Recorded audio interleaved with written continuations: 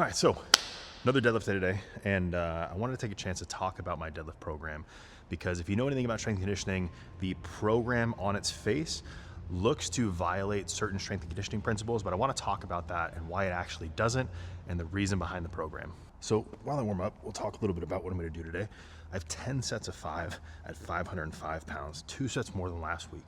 Now, if we go by percentages, that is just under 60% of my all-time best. If we look at what I'm probably capable of right now, it's probably around the 67% range. So if you know Prilepin's chart at all, that violates what you're supposed to do in terms of volume at that specific weight. But what we want to do is make sure that we're not looking at training in a vacuum, right? So training always has something that precedes it in a block and something that is always coming after it. So in order to make sense of what we're doing now, we kind of have to look at what we did last block. So last block, I was deadlifting twice a week, once on my day 4, and then once on my day 3, which is my main deadlift day.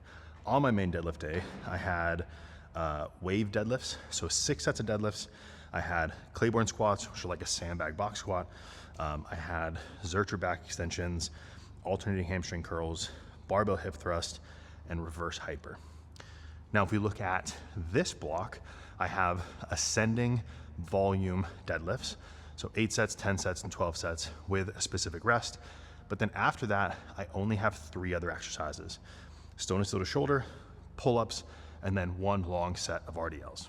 So when my volume looks really high, there's 2 things that happened from last block to this block. My frequency went down because I'm only deadlifting once per week. And then also, I'm consolidating a lot of the work into certain exercises. So we look at from the block before to the block now, the stuff outside of the deadlifts and the RDLs is relatively easy. It's just some stone and steel to shoulder and some pull-ups. Stone and steel to shoulder is a lot of technique work and nothing that's too heavy on the body. Pull-ups are a very low impact exercise. So really the highest impact I have is just 2 exercises, which is a lot of volume and a lot of time under tension. But there were concessions made to be able to do that. Now, if we were to look at this in a vacuum, this is a lot of volume for someone to start out with and something they may not be able to handle. But it's not even just the block before, but the block that came before it and before it and before it, all leading up to this so that I can do this, but also so I'll have more options in the future. So there's 2 main outcomes from this block. I'm gonna get a ton of strength work done in the specific lift I'm looking to get stronger at, but I also have a lot of options of what I can do in the next couple of blocks because my ability to handle volume is gonna be through the roof. That just gives us a lot more choices of what to do. Ultimately, that's what we want in an off season, is a high amount of choices, right? We don't wanna have to make a choice of, well, I wanna do all of this stuff, but we can't because I might not be able to handle the volume. When it comes to strongman and stuff like a Prilepin's chart, we can't just throw it out the window, but we do have to push our bodies beyond what it says there because the sport can be extremely posterior dominant. So while I may only be deadlifting once a week, if I'm doing sandbag picks, log cleans, if I'm doing Atlas stone, if I'm doing farmers, I may actually be deadlifting 3 to 4 times a week. Even though that percentage is very low, I'm still hinging that many times per week. So I have to get my body really adept at handling a ton of volume so that I can just even practice the events that I have coming up.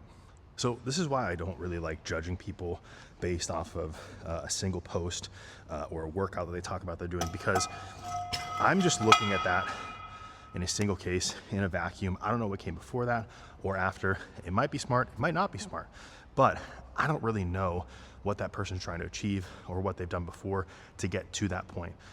So if someone were to look at my program, or even if I were to give a beginner this program, it's gonna be crazy.